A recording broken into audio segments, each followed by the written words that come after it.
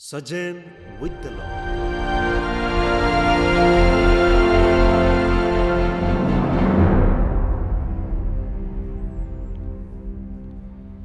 The Gospel for today is a familiar passage on the grain of wheat. Jesus tells his disciples that unless a grain of wheat falls to the ground and dies, it simply will remain a grain. It will not produce any fruit. In today's reading, Jesus frequently refers to seed and how a seed may bear fruit.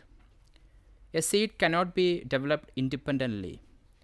The course of its growth, it has to go through several steps that a well-prepared plot for it, planting it, watering it frequently, and providing it with further care and attention. And then it begins to bear fruit. Similarly, God has invited us out of millions of people. He has planted us in the CMA congregation to bear more fruit. Carry His mission in our day-to-day life. Bring more people to His vineyard and ultimately become another Christ. I feel it is a reminder for each of us to return to our life in the CMA congregation, examine the importance of our holy vocation, and ask ourselves, what am I producing? Do I carry out Jesus' mission entrusted to me? Do I inspire and motivate others to follow Christ? Do I make a constant effort to emulate Christ on a regular basis? Yes, it is pretty clear that we sometimes fail to bear good fruit in our life due to various circumstances. Today, it's a warning that if you want to bear fruit, you need to remove the outer shell of your old fallen nature. That outer shell must be broken and buried. Our old nature is enslaved by sins, bad attitudes, destructive behaviors, inadequate approaches towards certain aspects of our life, etc.